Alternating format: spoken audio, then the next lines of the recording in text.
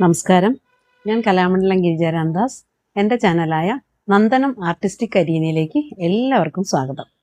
ഞാൻ ഇന്നിവിടെ നിങ്ങളോട് പറയാൻ പോകുന്നത് ഒരു സാരോപദേശമോ ഒരു ഉപദേശമോ എന്തായിട്ട് വേണമെങ്കിലും കൂട്ടാം. എനിക്ക് എൻ്റെ അച്ഛൻ തന്ന ഒരു ഉപദേശമാണിത്. എനിക്ക് എൻ്റെ അച്ഛനെ ഓർമ്മ വന്നു, അതുകൊണ്ടാണ് ഞാനിപ്പോൾ ഇതിവിടെ പറയാമെന്ന് വിചാരിച്ചത്.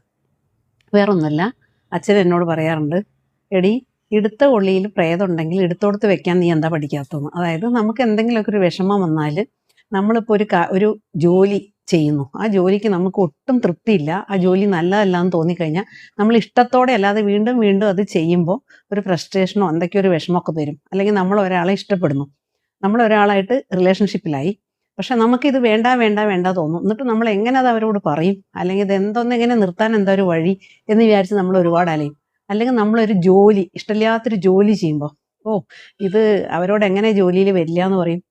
അങ്ങനെയൊക്കെയുള്ള സമയത്ത് നമുക്ക് ചെയ്യാവുന്ന കാര്യമാണ് അച്ഛൻ പറഞ്ഞിരുന്നത്. അതായത് നമുക്ക് വേണ്ടാത്തൊരു സാധനം നമ്മൾ തോളിലേറ്റി നടക്കരുത്.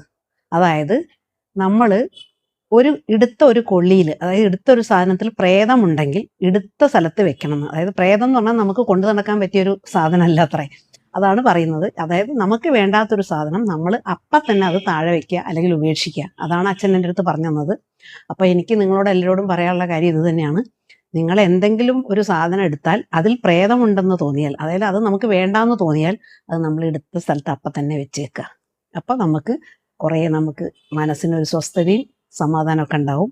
ഈ ഒരു ഉപദേശമാണ് എനിക്ക് നിങ്ങളോട് തരാനുള്ളത്. ഇത് നിങ്ങൾക്ക് ഇഷ്ടമായെങ്കിൽ എൻ്റെ ചാനൽ എല്ലാവരും സബ്സ്ക്രൈബ് ചെയ്യണം, ലൈക്ക് ചെയ്യണം, ഷെയർ ചെയ്യണം. നന്ദി, നമസ്കാരം.